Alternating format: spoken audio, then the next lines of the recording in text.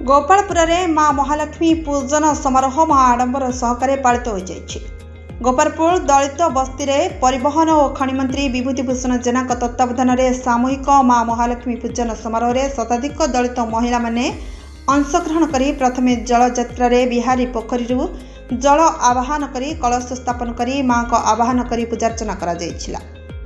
एथिरे बस्तीर शताब्दीर महिला माने नूतन वस्त्र परिधान करी मुंडरे कलश धरी पूजा स्थल में पहुंची पूजा आरंभ होइथिला परे पूजा सारी प्रसाद सेवन करथिबा बेले मान्यवर मंत्रींकर एहिपरि कार्यक्रम को नहीं लोकंक मन में बहु खुशी देखा मिली।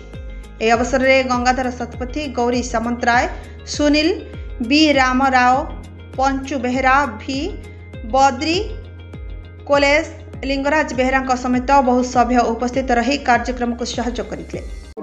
मो ना हूँ बी रामराव, मंडल गोपालपुर मंडल सभापति आज मार्गशिरा मासरे जो दलित बस्ती लक्ष्मी पूजा आह्वान करते आमर श्रीजुक्त मंत्री महोदय विभूतिभूषण जेना।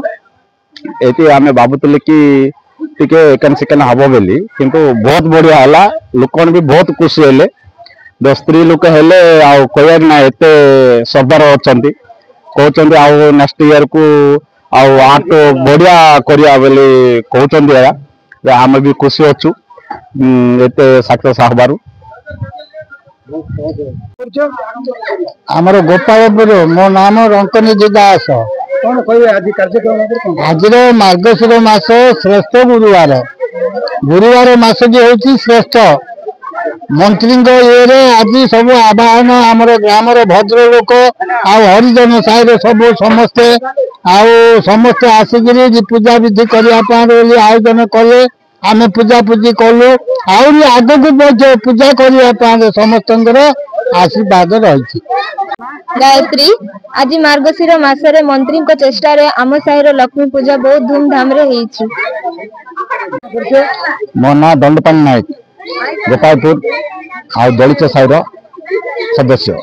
कौन कह आज कार्यक्रम आज मानवर खनि और इस्पात मंत्री श्रीजुक्त विभूतिभूषण जेना प्रचेषा लक्ष्मी पूजन आरंभ होता बंधु को जाकि कलश यात्रा होता तापर आसवा पर लक्ष्मी पूजा आमर जगह मिशन घरे है तापर प्रसाद सेवन व्यवस्था करा महा आडंबर पालन है।